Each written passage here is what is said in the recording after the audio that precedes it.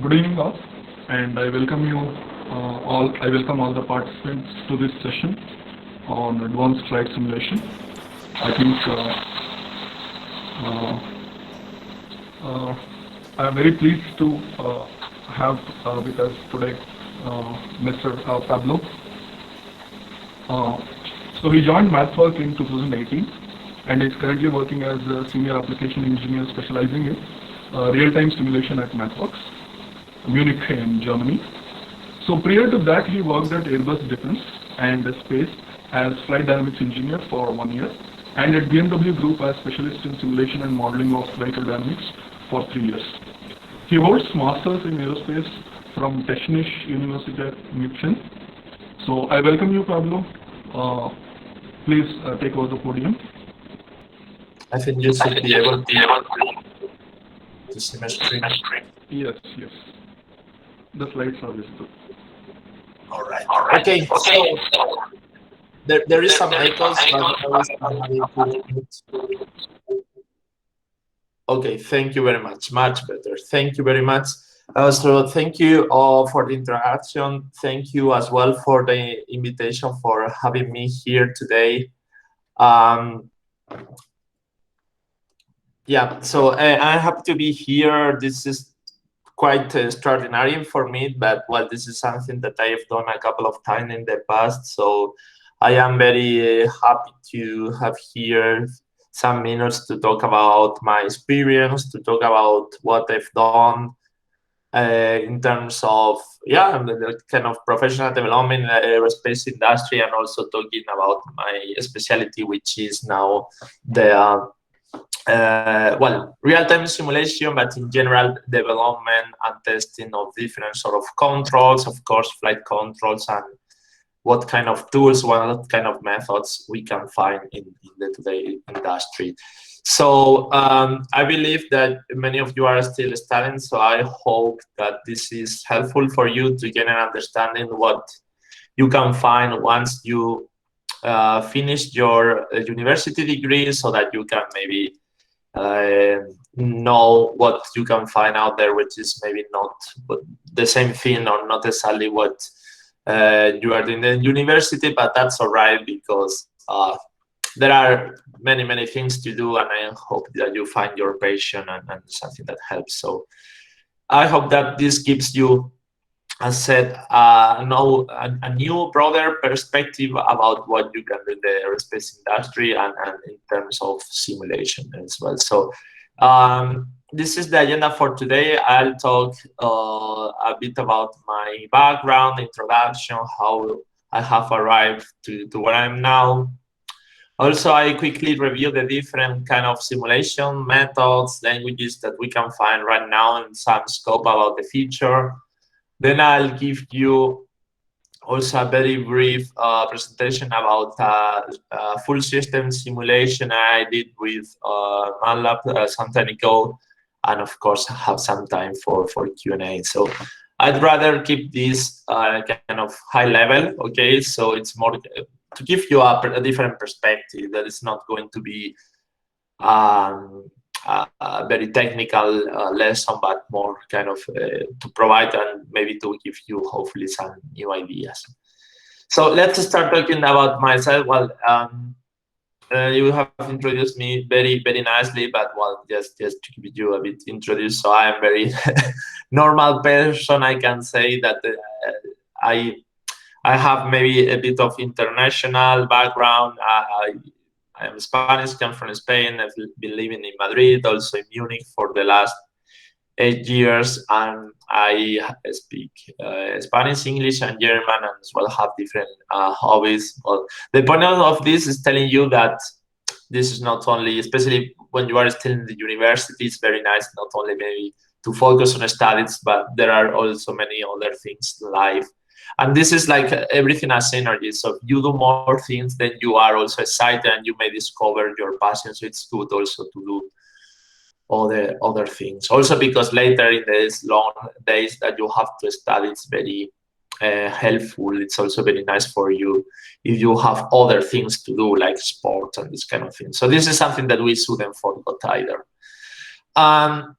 I am actually also an aerospace engineer, studied in Madrid, started in 2017. I focus on aircraft, uh, aircraft design and modeling.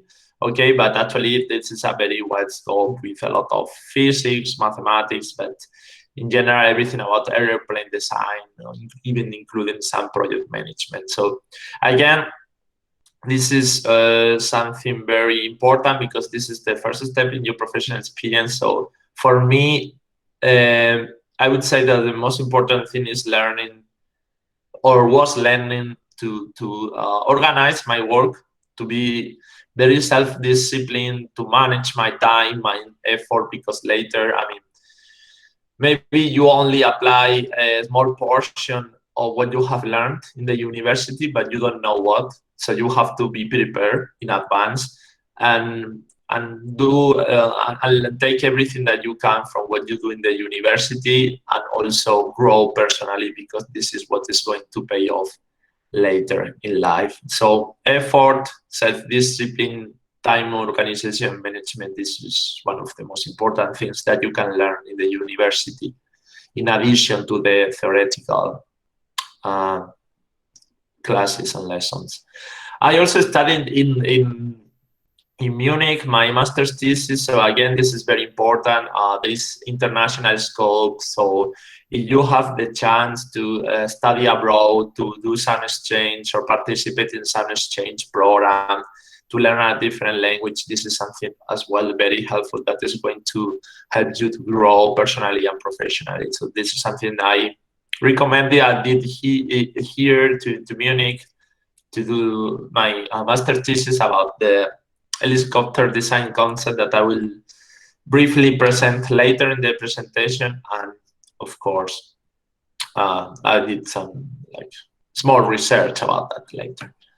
However, and this is also very important, is to be open. Okay, so even though I was an aerospace engineer, I studied that, I had a very strong motivation for aerospace. I started working as a vehicle dynamics engineer at BMW. Okay, so at that time, the position was very attractive because I had the chance to work with basically with MATLAB and Simulink, that were some of the tools I had used in the past, and working in this pre-development department, so working with new concepts. So it was very attractive, and I was not, as said, close to just work in one area that might not be maybe the best at that time, especially when you are junior and you are looking for your first job. You have to be a bit open. And actually, it was a very, very nice experience. Of course, BMW in your curriculum is a very good entry. But again, it was this kind of international experience in such a big enterprise that was very nice. Also important to show initiative since the beginning, to learn, very important to learn from your colleagues that are much more experienced than you, and don't hesitate as well when you are new to propose new things and to tell about your ideas. As well, I keep my I continue my formation, so as well I did a small master more focused on project management and business development. So this is also very important, not to stop learning. Okay. Then, as I was an aerospace engineer, of course, I wanted to at some point in life to work at Airbus, one of the actually the biggest, one of the biggest worldwide aerospace industry, but the biggest one here in Europe. So for me, that was something I had to accomplish at least once in life. I left BMW for Airbus, where I worked at the Eurofighter flight mechanics team, working with a lot of simulations to clearance or to validate the flight control laws of the system. So also very technical. Again, trying to propose new things, but well, I mean, as I was saying, it's very important to be open. Here, this was one of my professional objectives, work in this industry, but honestly, I was a bit disappointed, but that doesn't matter. I started working here, but it was not what I was expecting. But that's all right. I mean, things happen. Of course, that depends on the department. Defense projects are very long. I mean, they are maybe there for 20, 25 years. So you might start working on something that has been going on at least for 10, 15 years. So the tools that are there, the methodology might be not the state of the art, okay? But this is how things work, especially in these military and defense areas. But it's also very nice because there are a lot of people with a lot of experience. Most of them have been working there for years. So it's very nice as well to learn from these people. And if you have the chance as well to, again, apply these new things that you might have learned, this is a very good combination. You have to be lucky, of course, like many things in life. Luck is important, but you are not lucky if you don't try. So even though for me it was not the best at that time, I was very happy that I tried and that I fulfilled one of my jobs.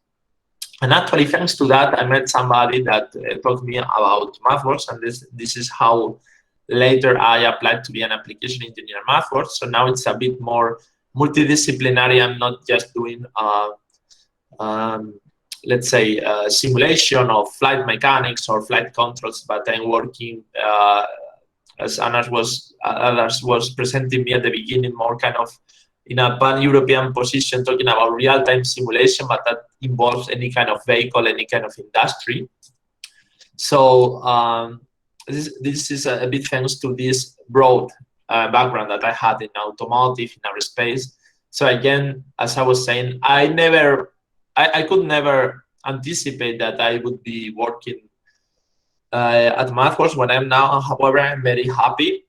So also that's you have to try things, and eventually you figure out where the place where you want to be when you feel this self-fulfillment, when you can contribute to do the nice things. In my case, I'm very happy here, and as said, in addition to all the technical work that I'm still doing in terms of simulation, modeling, this wider scope, doing a lot of strategic for the product with customers in long-term projects, and also managing those projects with different stakeholders is a very nice aspect of my work. Then let's talk about flight simulation methods. This is not, let's say, a very deep investigation. It is a bit based on my experience and let's say some of my colleagues, some talks I have had in the last years. Okay.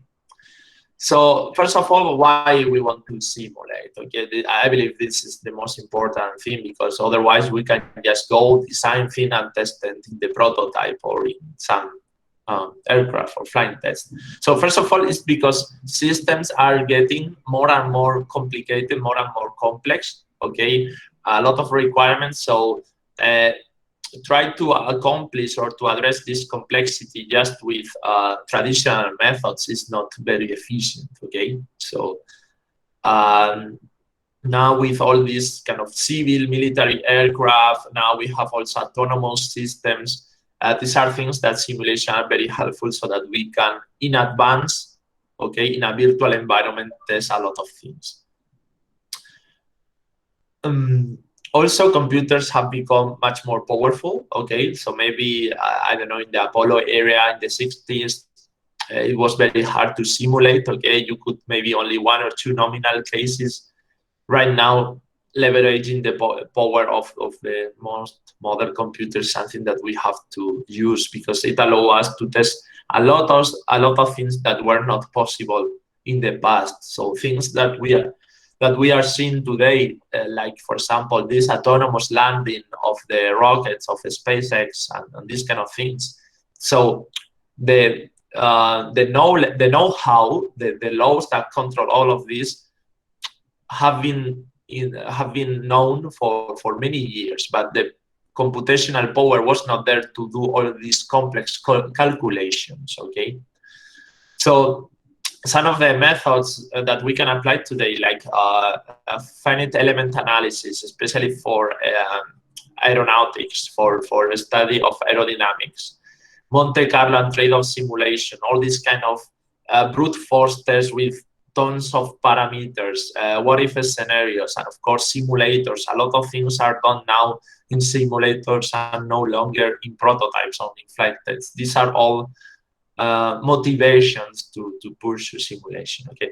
Also repeatability. Okay. So if we say one thing, if we change one thing, we can very accurately analyze how this affects the rest of the system. Okay. So this is as well very important for safety and for more detailed design. Also, there is an economic motivation, of course, like simulating is much more effective, quicker, and cheaper than doing flight tests, than doing prototypes. Also, you don't, and there are fewer risks for people, for flight and test engineers, okay? Because in simulation, if something goes wrong, it's just a computer, okay? It doesn't matter. So the moment, I'm not saying that we have to replace completely flight tests and all this kind of prototype tests, is that when we reach that point, that maturity in the project, that we can actually fly a prototype, the system is much more mature. The system has been tested in many more situations, and we can anticipate much better what the real behavior is going to be. Okay, so this is a complement to make flight tests more efficient and better.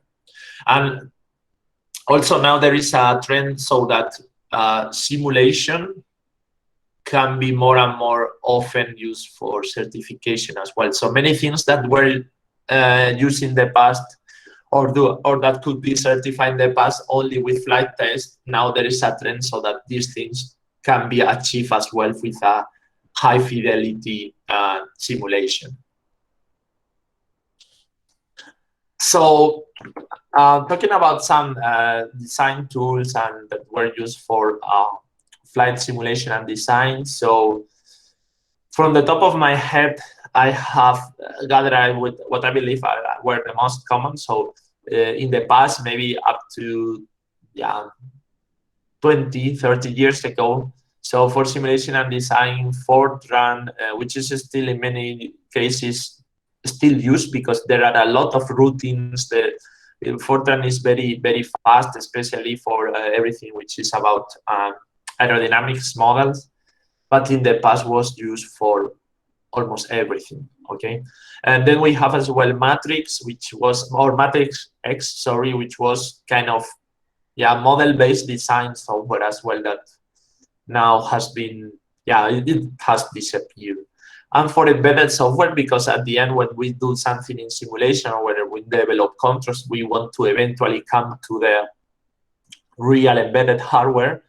So to code this hardware, we are, or we used to work maybe with, even with assembly, so almost directly with the, how do you say, this very low level programming and bare metal programming. This is what I wanted to say. And then we have as well ADA and all these coding languages that are very time constrained, especially for tasks with high priority, such as flight controls and avionics. So as these programs or this language or tools were very simple, relatively simple, they were very fast, very transparent. So you have very detailed access to the smallest thing in the program. Okay, so it allowed a lot of control. However, that means that they were hard to learn, hard to maintain because everything was code, very low level. So there was a very sharp ramp-up curve, especially if you didn't have experience before. And as well, it was hard to maintain and to scale up, okay? So things, you might need a couple of very experienced engineers that take care about the program. And if somebody new comes and tries to improve the program to do something different with that, it was very, very hard. So talking about the current simulation tools, well, I believe you might have heard about most of them, if not all. So now for simulation and design, well, we find C, C++, obviously Python, MATLAB, I believe in terms of simulation and modeling for aerospace. These are the most common. And as well for embedded software at the end, talking about tools or languages, we have C, C++ as well. Of course, we need the corresponding compiler, okay, and other additional tools, but of course that's different. I'm talking from the engineering perspective. And then also a very nice trend is FPGAs. Okay, in addition to microprocessors, we see as well an increase of FPGAs for high intensive and low power programs. Okay, and those FPGAs are either programmed with VHDL or very low code. Okay, this is a bit more low level coding language again, but tools such as MATLAB allow as well automatic HDL code generation. So some of the advantages or the changes that these current or more modern tools have brought is, of course, the speed of development and testing. So now we can test a lot of different designs, different parameterization in just a few clicks and get some plots and analysis and metrics that allow us to address different designs and different trade-off decisions very quickly. They are very flexible. They are easy to learn. Many of them are taught in the university or in other kind of projects. And they are more specific for engineers. Okay, we might have, for example, C, C++, which is more kind of traditional coding, okay? But tools such as Python, MATLAB, they are more, as I call, code for engineers, okay? You don't care about, I don't know, allocating memory or if this is a certain data type, whatever. You can simulate your plant model, develop your controls, and you don't care about that. Eventually, there are other tools that use your work to transition to this more low-level code, such as C or FPGA code. And also very important is the agile, becoming more and more agile, as you may have heard, Scrum, Agile, all these development methods in which automation play a key role. Okay, so things like continuous integration, continuous delivery, DevOps, automating checks in your code, testing every single change that you make in your design, in your code. This is very important to increase the quality and the safety of your design. As well, I forgot to mention that here, but cybersecurity is as well one thing that is more and more common in any current project, in any current, either for flight, but also in every industries. Customers, companies working right now are also more and more concerned about the cybersecurity of their projects. Also a bit about future trends. I could have added here cybersecurity, as I was mentioning. There is as well a transition from, let's say, more kind of workstation or single simulation to the cloud. So more and more simulations are no longer done in a powerful computer that engineers have next to them at their desk, but in the cloud. Okay, we have many service providers like Amazon, Microsoft, Google, so they all offer tools that are in many cases coupled with the tools that I mentioned before to do all this kind of simulation and more powerful and parallel environment. So virtualization is also very important. So there are these containers like Docker that, like, you know, you can put everything together that you need for a certain simulation, and they virtualize the operating system, they virtualize the interface so that people with a completely different hardware setup can do the same thing that you did in a separate environment. Also, and related to the cloud simulation is the distributed and multi-node simulation. Now there are more and more cases in which maybe computers working on a network or even remotely are providing a common environment, simulation environment for one single system. Okay, I'm talking here about simulation of systems. Okay, so many companies are working now, for example, in terms of the future next generation of aircraft is no longer one powerful aircraft that can do everything, but maybe a swarm of drones, many of them unmanned, with more aircraft, with some remote carriers, and all of them have to be connected and operate as a single system. Okay, so that requires a lot of simulation. That requires, in many cases, multi-node simulation, so that you have different servers simulating the different components, and then you have one coordinating everything. And here, this is so the complexity is growing exponentially. And also, one very important thing is the development and testing of fully autonomous systems. Okay, before, especially for airspace simulation, so most of them was flight control laws, flight design, maneuverability. This is no longer, well, it's still very important, but developing autonomous system that can operate aircraft either safer or beyond the limits of a human being. This is also something that we see in the aerospace industry very, very often. Or more and more often, that's the right word. Then I'd like to talk to you about one project, full system simulation that I did some time ago with, I did this with MATLAB. It's talking about an asymmetric helicopter. Okay, so I'm trying to use the configuration of the vehicle to achieve more speed, higher cruise speed, as I mentioned here. So especially as you saw in my previous section, it's very important to define why we do things, what we want to achieve. Okay, so this first slide I'm talking about the motivation, which is basically, in my case, was to accomplish this higher cruise speed of helicopters. Right now we have heard a lot about all these how do you say, this vertical takeoff and landing electric aircraft. There are tons of startups right there developing VTOL electric aircraft. Well, this is a bit different, also developed a few years before, but well, in principle, it is feasible, and that's why, and that's what simulation is very helpful. Okay, so if we have a nice level of fidelity in our model, then that's something that we can simulate very accurately, and simulation is very useful.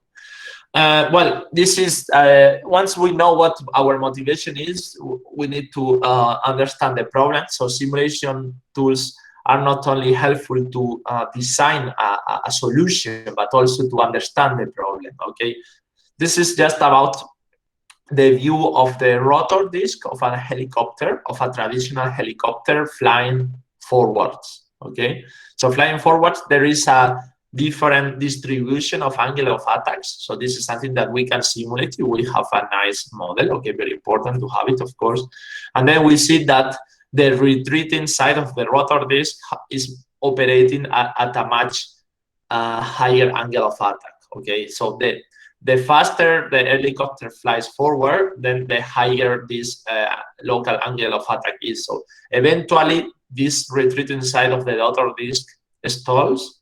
Okay, so the aircraft, the helicopter can fly no faster. Okay, this is basically the limit for forward speed of current helicopters. So using the asymmetric configuration, as you can see, this is asymmetric. Okay, this is the distribution of angles of attacks is asymmetric in forward flight, because of course the rotor is spinning in one direction.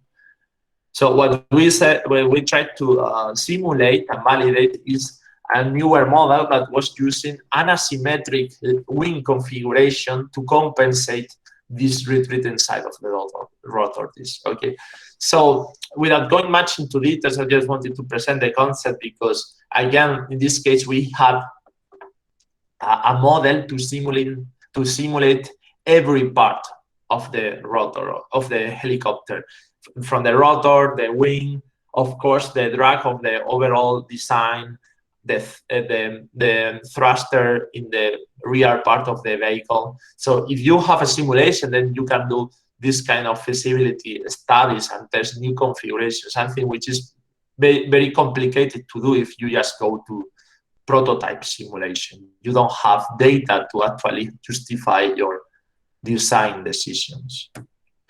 Well, these were some data that we use for the nominal vehicle. Again, as I was saying, parameterization is very important if you have nice flight simulation tools.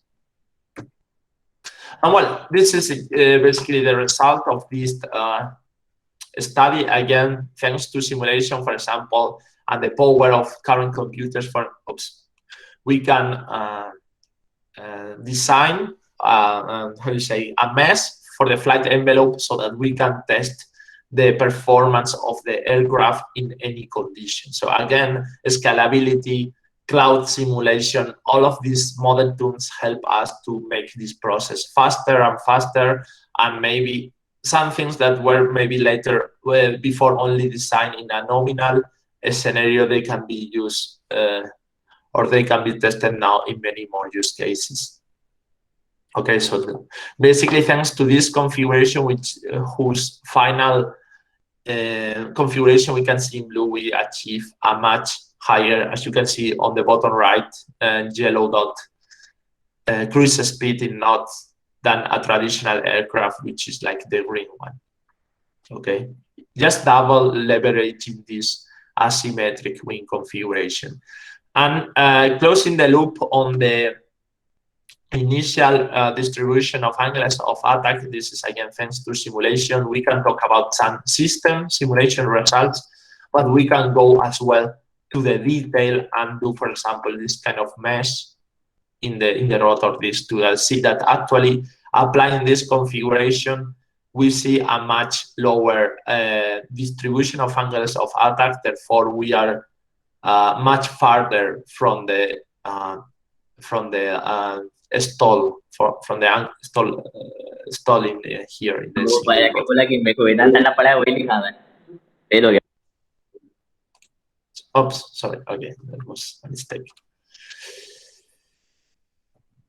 Well, this is a summary of the different tools and simulation methodology that we use in this.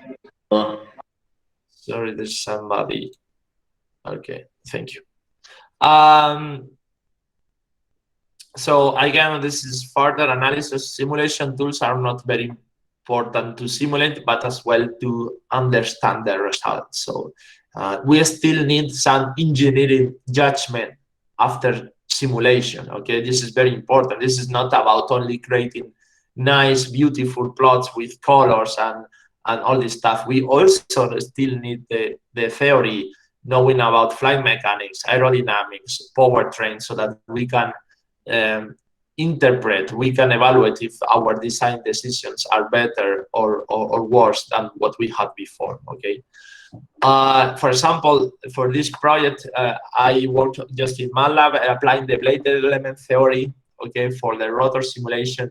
And then this is not only about modeling the physical behavior, but as well using some optimization techniques to optimize and to find the best configuration for this set of nonlinear equations. Okay, but well, there were as well other tools that we use for this. Well, also important for you is what we can learn about working with this kind of projects. So now, especially that you are maybe finishing your university degree, it's very important because you have the flexibility to choose almost any project that you find something that you like.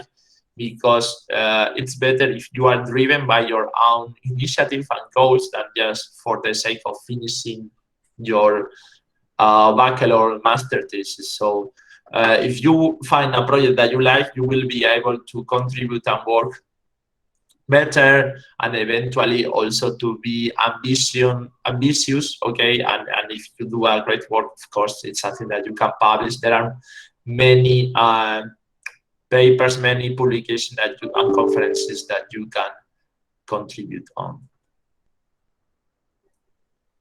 And well, of course, for me, actually, that was the first time that I worked with MATLAB and with simulation tools, okay? Because up to that moment, I was very much focused on theory, learning, the equations, numerical methods, all of this. But this was the first time that I was able to create a simulation environment and use it for a real aircraft project. So again, very important to find a tool that you feel confident. In my case, I feel very confident with MATLAB Simulink, even though I also know Python and a bit of C, for example. But to be open, and as you are coding, you are an engineer in most of the cases, aerospace engineer. I think you have to see coding as a tool for engineers that allow you to achieve your objective. Okay, it's important to of course have some good coding skills, but I can understand that you are not a programmer. Okay, that you want to see things moving, things flying, and interpret the results. But I think that in the real world, in the current industry, having coding skills is very nice, because it's going to help you to achieve your objective in a much easier and quicker way. Well, with this, I finished my presentation, and now I'd like to open up for questions. You have any? Also, I will see here in the chat if you are. I will see here in the chat. If you want to write in the chat as well any question, I will read it and answer.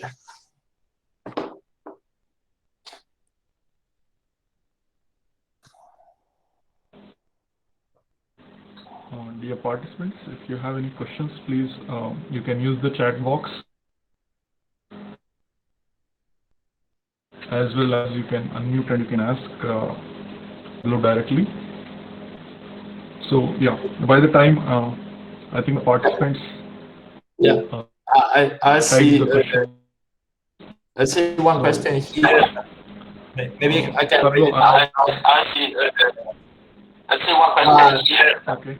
Maybe I can read it out. Sure. How do you make sure all the engineering judgment made after this? How do you make sure all the engineering judgment made after this were accurate? Okay. So of course, as I was saying, prototyping. Because thank you. It's sorry, it's a bit, the echo is a bit. Yeah, I know. Thank you for the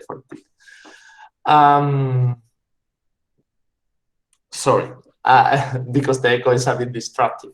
So talking about engineering judgment. So of course, this is an iterative process. So many of the tools of the laws that you are implemented are not done from scratch. Okay, so many of them have been validated in most of the cases with real experiments, even with real flight tests. So all those methods is something that you take, that you can learn from textbooks, from other papers, from other investigations, and they have been validated and tested. So you take them and you use them for your purpose. And many times you can extend them a bit, okay? And you are maybe, okay, this law was used or this method was used for this purpose, but I believe it can be used as well for this other thing if I tune this parameter or if I add a new coefficient. So engineering work doesn't start from scratch. There is, we have always to look behind, see the state of the art, all the investigations. So we know that the tools we are using have been at some point validated and are accurate, okay? but eventually, as I was saying at the beginning, that simulation doesn't replace completely, and at least not today, flight test. So at some point, we still have to do these real flights, to do flight tests, but we are more confident that our design is going to be better, is going to be more accurate to the reality, because we are somewhere in the middle, okay? There might be things that we have done this engineering judgment that has to be validated, but there are many other things that have been validated in the past. So it's always adding a little bit, pushing the limit a bit to make it better and better, and so that the next person that comes after you takes something that has been already tested and can contribute to that knowledge. There is another question: what is the scope of master's degree in aerofield and jobs in the same field in Germany? I'm not sure if I understand the question. Well, I mean, this was more kind of research paper. So actually, once you start investigating, you notice that even though you have a new concept, new idea, most of the cases there are at least a bunch of papers, a bunch of similar research. So this was purely research.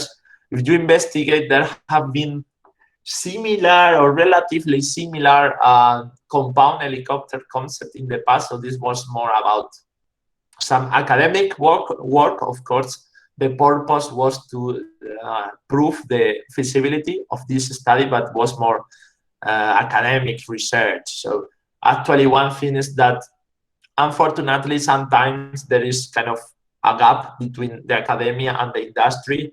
So I think it's very challenging, but also very very rewarding, trying to develop new concepts that eventually apply to the industry. Okay, and actually right now, not the same concept, but right now there are many startups, as I was mentioning, all over the world. Even in Germany, we have Lilium, for example, that develop this kind of concept. Maybe not the same one, but they use simulation tools very intensively for their field.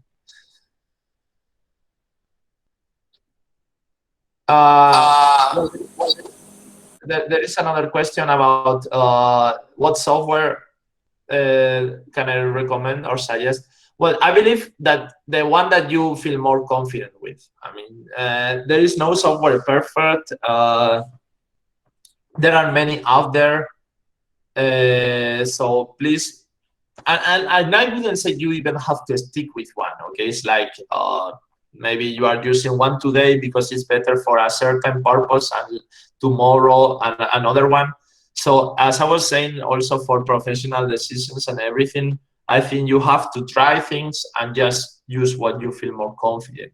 In my case, I feel very confident, and I feel very capable with MATLAB and Simulink, which is, by the way, a very widespread tool in the industry and in academia. But if you find yourself confident and very productive with any other software, any other tool, please feel free to do so.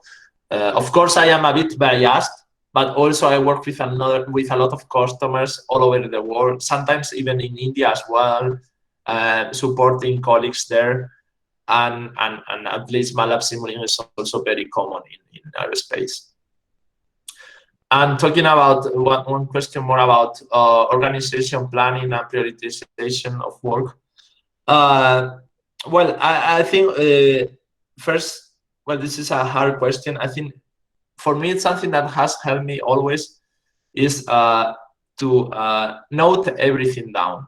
Okay, the task and due dates, all this stuff is something that I have to note it down so that I can sleep better, because otherwise I have to remember everything. It's much better noting things down, what you have to do, and then sometimes maybe prioritization. Of course, you have to do that, because otherwise you find a list of 20 tasks and then you say, oh, what I might begin, what I should begin. So what I usually do is things that are very short, or things that take a short time to complete, this is something that I do as soon as I get them. Okay, if it's just sending an email, or maybe testing one bug fix or whatever, and I know it's going to take me 5, 10, 15 minutes, I want to do that in the moment, and I finish it and I go to the next thing. When we are talking about longer projects, so it's very important to document them and to split them in subtasks, okay, in steps. Okay, I think this is actually also a way of programming. I mean, doing a simulation of a helicopter is hard, but if you split the parts and you start looking at the different parts, then everything makes sense. So planning work is the same thing. You cannot say, be successful or be a great engineer or whatever, finish my degree. Okay, but what are the steps? So I think you have to have an objective and then be able to split them in smaller tasks that you can do every day or step by step. And then one thing which is sometimes hard but also helps is avoiding distractions, or at least having some focus time. We all have the email open the whole time. I also do that, and then you have WhatsApp and mobile phone, whatever. But I think it's important as well. Our brain is not designed for parallel work. So computers are designed for parallel work, but not our brain. We are more sequential. So even though you might thinking, oh, I am attending this presentation, and at the same time I'm writing an email, you are not doing this one as effective as if first you see one and then you write the email or whatever. I don't know, it can be talking to your friend and at the same time, I don't know, cooking or whatever. Sometimes it's hard and it's better to be more sequential. You are going to be faster if you do one thing after the other than trying to answer your friend and at the same time attending class and at the same time maybe working in the homework that you have to deliver later. Now, this is how humans are. I mean, it's not something that I'm saying or that I like. We are not designed for multitasking, unfortunately.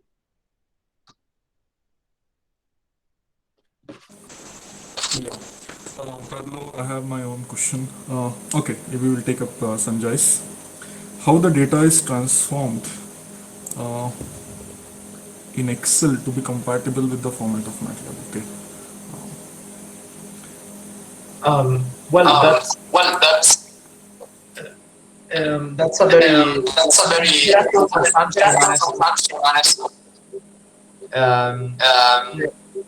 please can you that's a bit hard. Thank you. Sorry.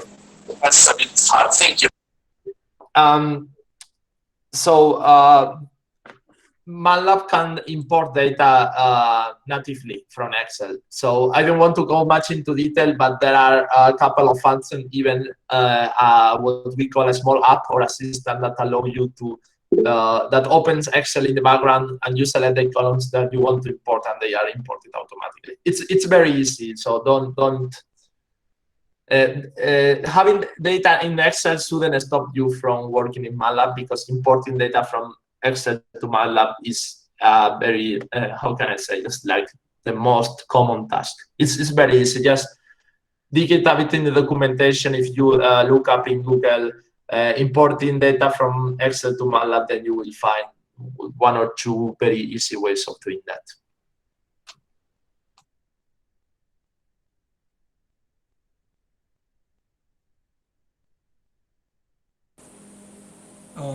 So Pablo, how important MATLAB is for students? Like, they all learning it, but does it match with the industry requirement, or they have to ramp up one step ahead of what is being taught? Okay.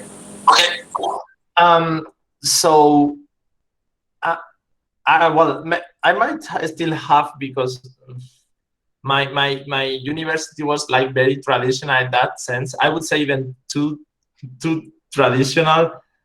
I think university is to learn the basics and to learn the foundation and everything, but also university has to prepare you for the real world. So I would say that indeed, MATLAB and Simulink is going to help you a lot to find a good job. It's going to help you to apply all this engineering knowledge. But in the university, I mean, I think it's good because like doing this kind of projects, like the one I presented, is interesting, is exciting. So it's not only talking about paper and we are all engineers and we are surrounded by computers. So you have the chance to, instead of doing some equations with pen and paper, you are able to design a dynamic system and you have some plots. I think this is exciting for learning, also in the university. But I think the focus would still be like learn the concept. Okay, if we plot, I don't know, an angle of attack, why does it have this shape? Okay, of course later then we can study and say, oh, and what happens if I increase the thickness of this air profile? What we see? And then we learn the basics, and then when we go to the computer and simulate, and we have a small MATLAB code that plots the different data of airflow, whatever, and we see what we expect. This is nice, but both things have to be together, okay? So I really encourage you using this MATLAB or Simulink for your school projects or university projects, but without, let's say, losing this connection to the concept, to why you are doing this, to the physics, to everything behind that.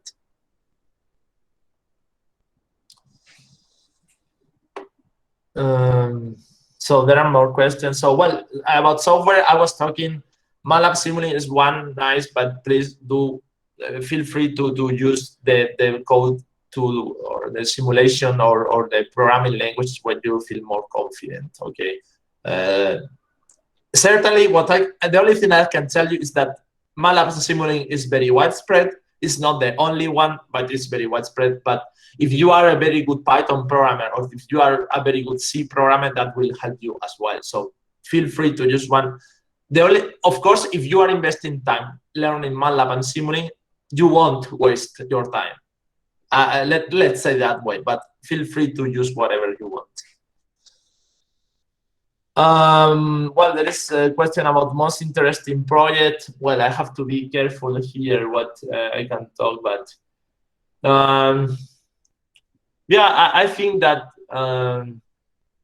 right now, well, I am working in several projects simultaneously, and I think that what I like the most about my role right now is being able to work with, let's say, with the newest technology, with the newest projects. So there is a lot of going on in electrification, in everything, vehicles, aircraft. Well, even not traditional electrification with batteries as well. We are doing many projects with fuel cells. Okay, this is very interesting. Autonomous vehicles is also something very nice. Being able to test everything from lawn mowers to aircraft autonomously. These are great projects. Yeah.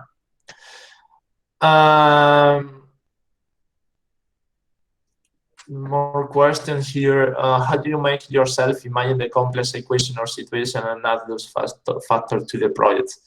So again, this is more kind of intuitive, I think. That's why in the university you have to learn the basics and increase the complexity. At some point, when you are simulating a complex model, at some point you have to trust that some of the tools you use are working fine and have the equations well implemented. Because in the real world, you don't have time to look and verify every single line of code you are using. But this learning process enables you so that you have this intuition to interpret the results. And if something is going wrong, something is not what you expect, you can interpret that. And then in that case, you might be required, or you might need to go to the level to maybe check the equations, how they are implemented. If that is a bug, or there is a way of improving that. Okay, so it's not like you open the source code for everything that you do. It's more having this background, having this strong foundation, so that on top of that you have the flexibility to learn and to interpret results. Well, more question, what is the importance of coding in aeronautical field? Well, I said coding is very important, I would say, or it is a great skill for everything right now, I would say. Nowadays, coding is going to help you in finance, in aerospace, in automotive. If you are, I don't know, a designer and you develop nice websites, it's going to, I mean, coding, I think as an engineer is a great skill.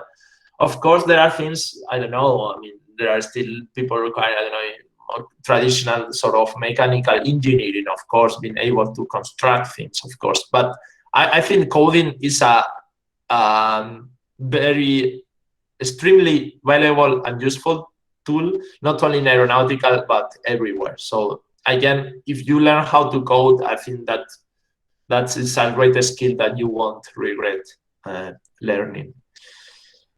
Does MathWorks provide us with internship opportunities? Actually, yes, indeed. We have 3 offices in India, if I'm not wrong. And we offer also internships. I'm not so familiar with the internship process, but I know there are. So, of course, please feel free to check out the MathWorks career website, because I know we are usually hiring many people in the offices there. In Mangalore, there is 1 or 2, I believe, in Mangalore. There is a quite big office there. So if you are interested, of course, we always welcome you to try. Well, there is some question about what is the best field in aeronautical engineering. Well, I mean, this is that depends. I mean, I cannot say. I can tell you what I like the most, but I don't think there are best or worst. There are people working with engines that love. For example, I have a colleague, very good colleague of mine, that does a lot about noise of turbines and all these things. And for example, I enjoyed very much. Actually, I always enjoyed working with aircraft design as a concept, evaluating new concepts, and then simulating the whole system. Okay, and not very much keen to know about, I don't know, the temperature in the combustion chamber of the engine. Okay, but there are people that love thermodynamics, or some people that love aerodynamics, and they love all the studying the airflow and all these things. I prefer looking at the aircraft as a system. I like very much interpreting how the different pieces work together, understand about them. But this is just my personal preference. Right now, I mean, aircraft is a very complex system. Okay, and now within even doing autonomous flights and all this stuff, or even managing air traffic, I mean, there are tons of things to do. So just try, if you are interested about something, learn, read about that, and eventually if you have possibility to do a project of an internship, just go for that. Well, maybe a few more questions. I think then we are almost 1 hour. I can answer the last question. Well, there are questions about languages for simulation. So typically we have like 2. Okay, this is what I mentioned in the slides. I think I can send the slides later as a PDF for you to share. But basically, we have more kind of high-level simulation languages like Python or MATLAB. Okay, they run in computers, so they are typically easy to learn.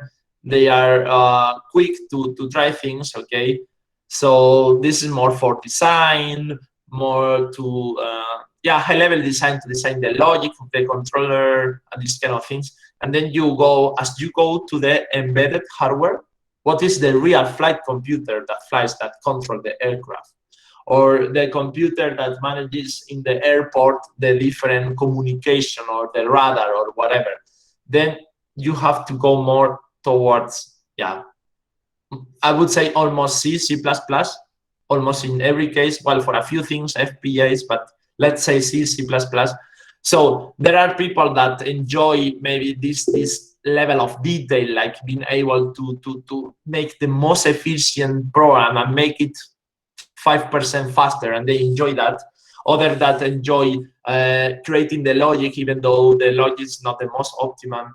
There are people, of course, many people that use C, C++ for simulation. You can still do that, of course, okay? C, C++ is a coding language that can do everything, but it's lower level. So simulating an aircraft just for some trade-off studies is going to be much more difficult, and it's going to take you more time if you do that in C than if you do that in MATLAB, okay? But if you are designing a flight control low system, you know that at some point you need a programming language that the computer flying in the aircraft can understand. And that's not MATLAB, that's not Python, that's not Java.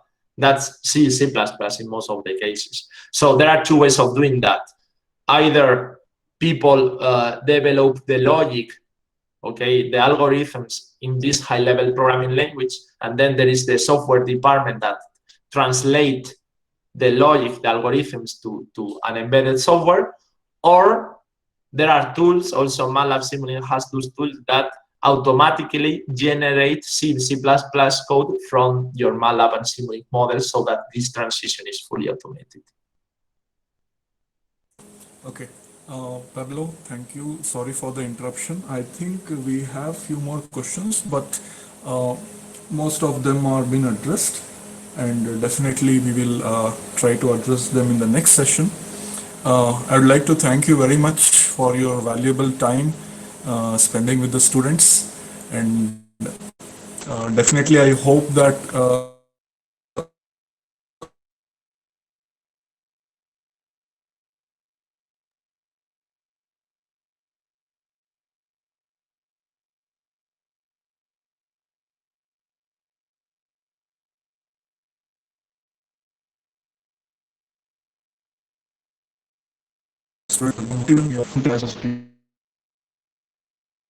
and all my students and my colleagues and those who joined from other universities.